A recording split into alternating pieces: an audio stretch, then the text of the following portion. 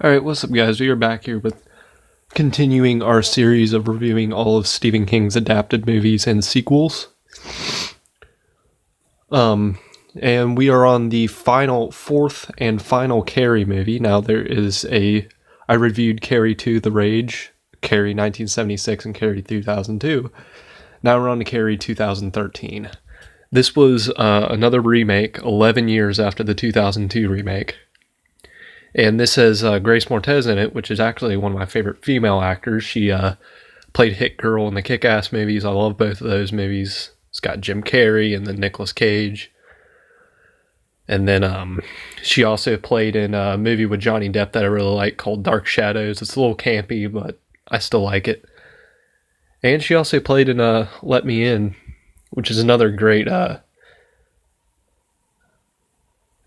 interesting movie, which is a remake of a foreign film, actually. And I highly enjoy the original film, too. I do like the American rendition, though, a lot more than the original. Let the Right One In isn't as good as Let Me In, I think. And then she was also in another movie that I'm not really into that like love story movie or anything, but I actually did. There's another movie that she was in that I really enjoyed called If I Stay. That was also another good movie with her. She's a great actor. I like most of the stuff that she's in. Her and my two favorites are her and Samara Weaving, which is the chick that played the babysitter. Love Samara Weaving. But Grace Moretz definitely takes the top spot because I'm not pronouncing her first name because I feel like I'm going to butcher it, but I'm just calling her Grace Moretz, which is her last two her name. But anyway, I just watched this for the second time. My opinion has changed because this movie does have Nicole Kidman in it.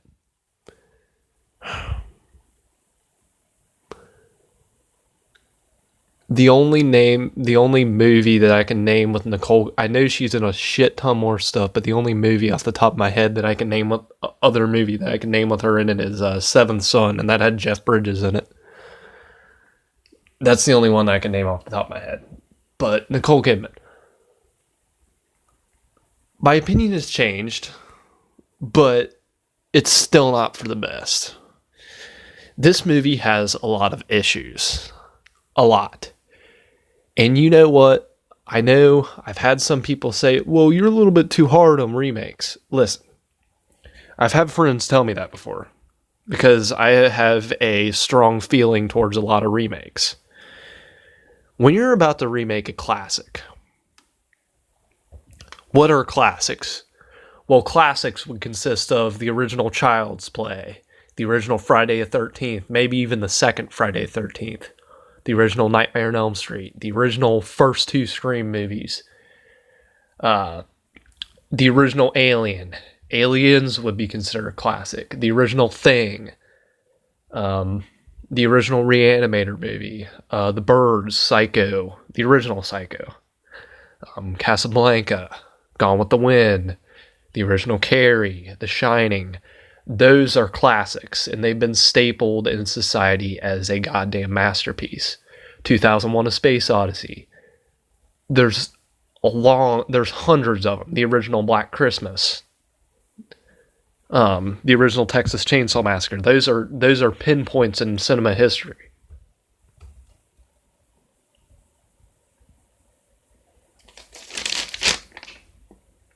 And they will always be known as classic. And there's also modern classics. What is a modern classic? Well, I consider the original Sinister movie to be a modern classic.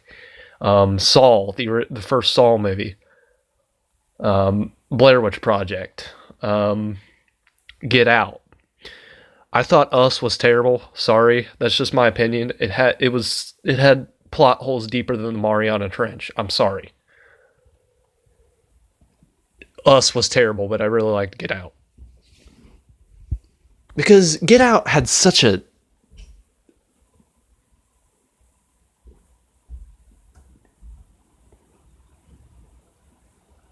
See, With Get Out, I always preferred the ending where at the end of it when he murdered that chick, I preferred the ending where he got caught by the cops.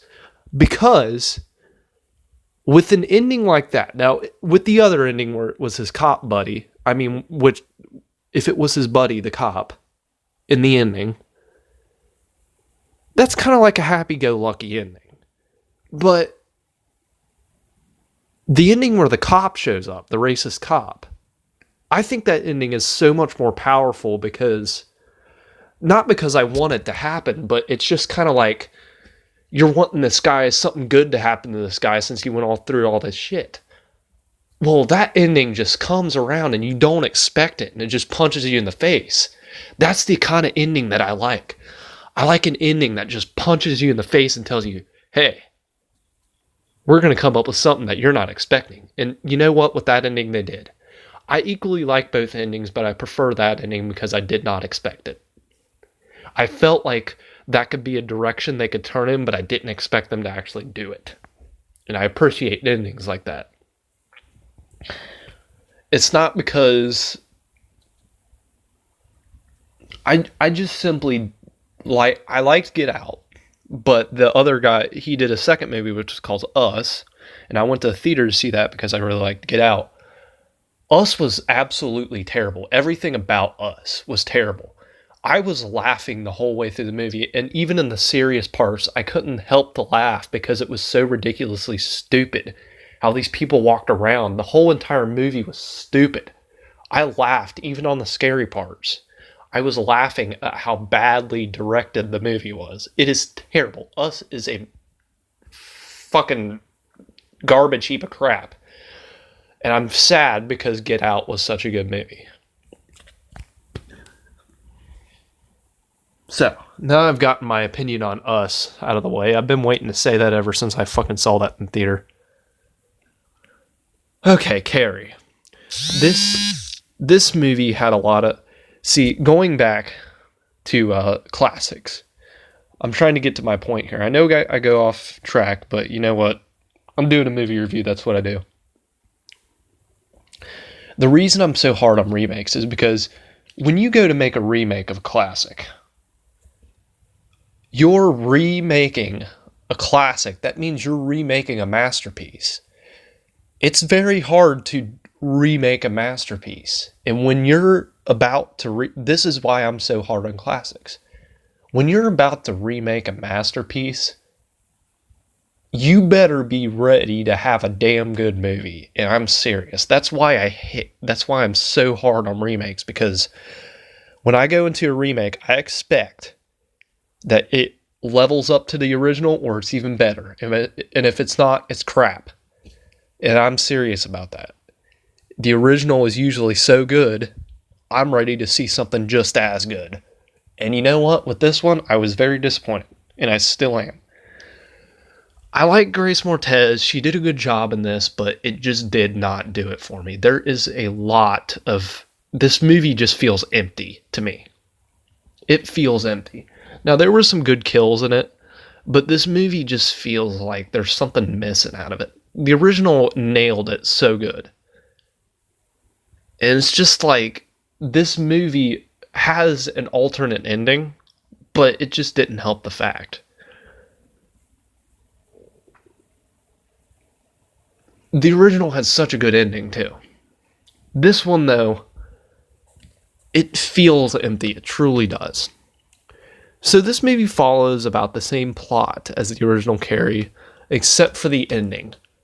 Instead of her having the dream where Carrie's arm comes up out of the ground, if you want me to go through the plot of this movie, go watch my original review of the original 1976 Carrie, because most of these remakes are rehashes of the original, just recycled ideas.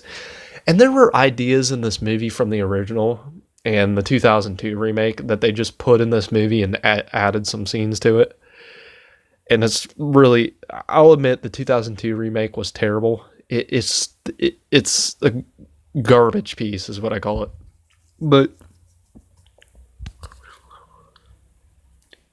the problem I have with this movie, like, for example, the emptiness in this movie. In the original movie, when she kills her mom, there's just something about that shot where she's pinned up on the hallway frame with those knives in her.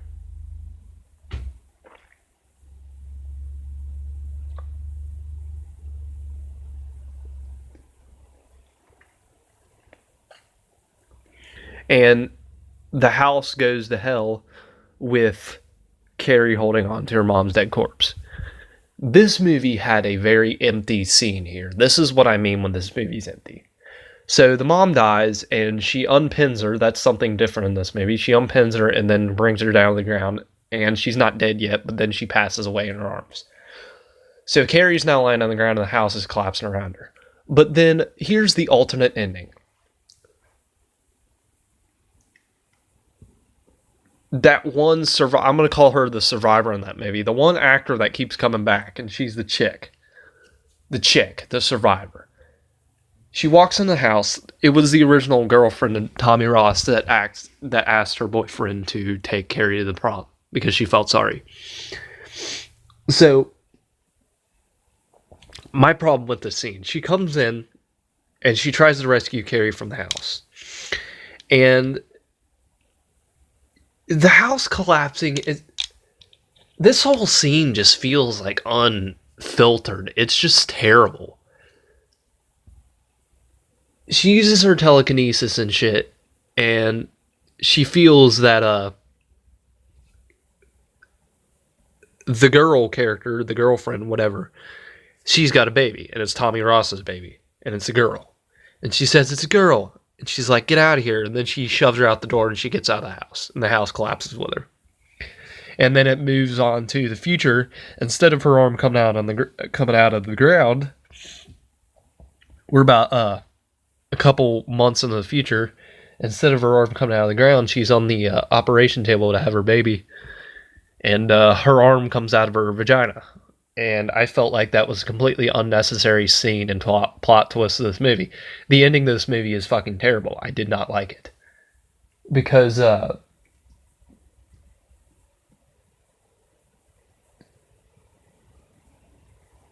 see,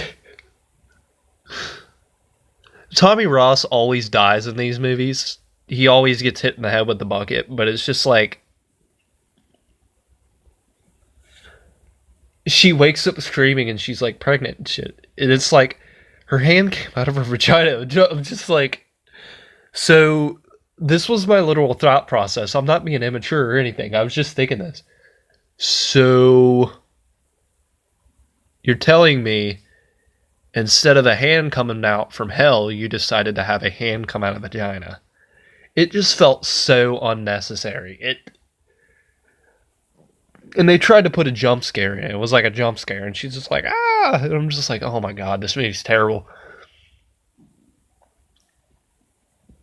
And that's not the only empty scene. It's just like, there is a tad bit of foreshadowing.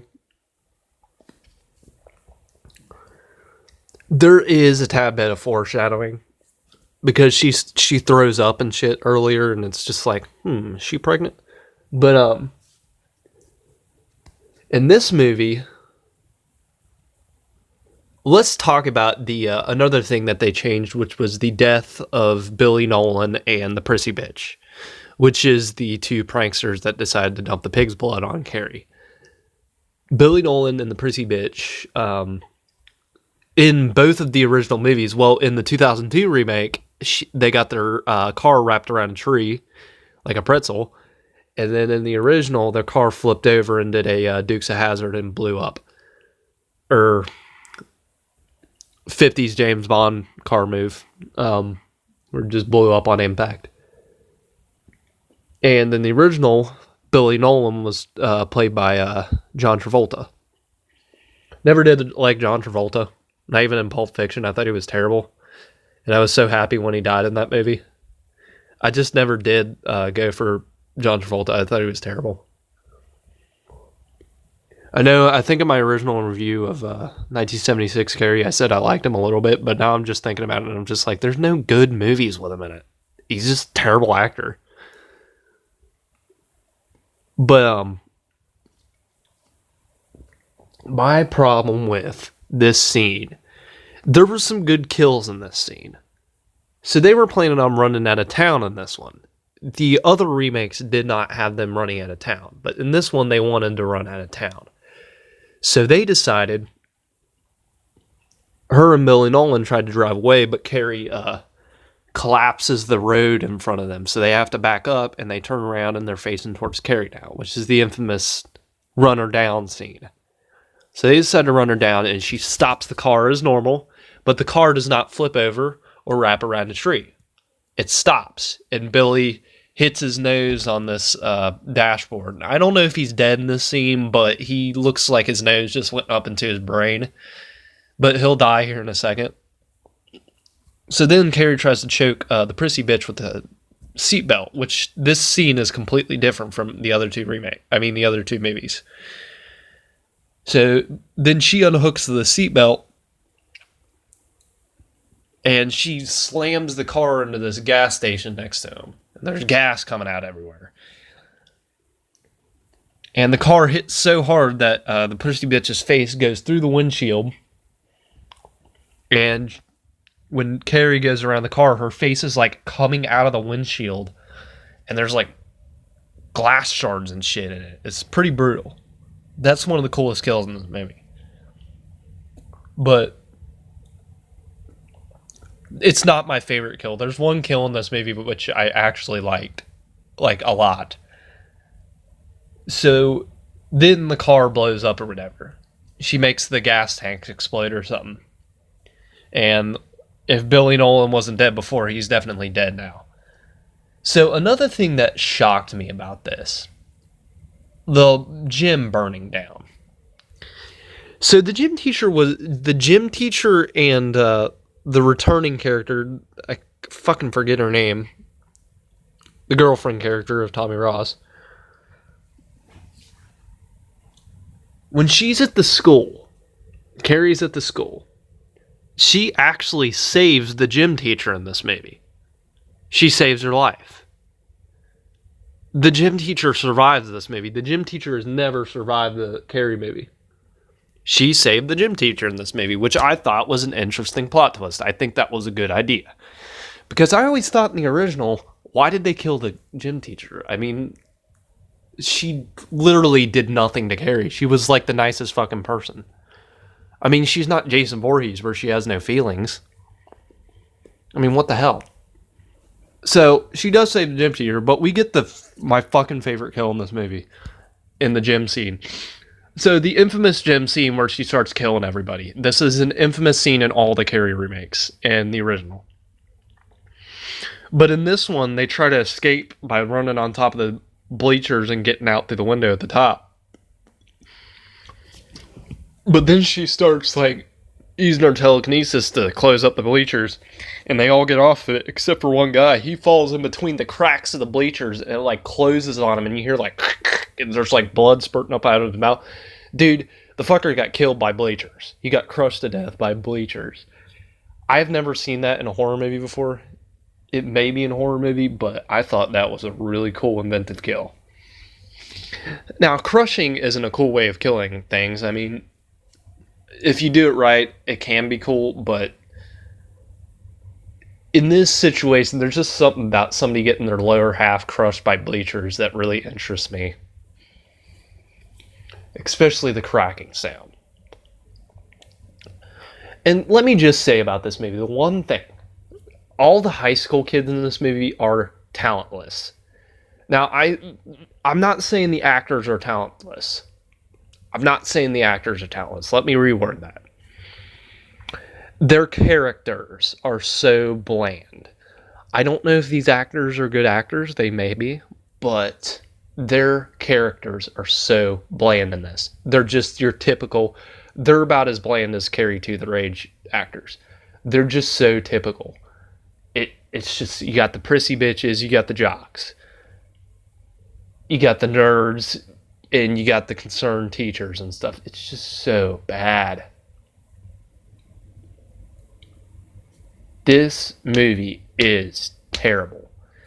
It is terrible. It is hollow. I'm calling it Hollow Point for a reason. Okay. What would I rate Carrie 2013? I'm going to give this one a C. It's terrible, but it doesn't deserve a D or an F. It just doesn't. Because it does have some good choices in it. So I'm going to give it a C. How do I rate my movies? A plus being the best of the best. A being really good, but doesn't deserve to be an A plus. B being still good. C being meh. D being bad. F being fucking terrible. And then I got a guilty pleasures category. This one is going in a C. It's just a meh. It's alright. So remember to leave a comment, like, and subscribe, and we will continue with our review of all of Stephen King's adapted movies and sequels.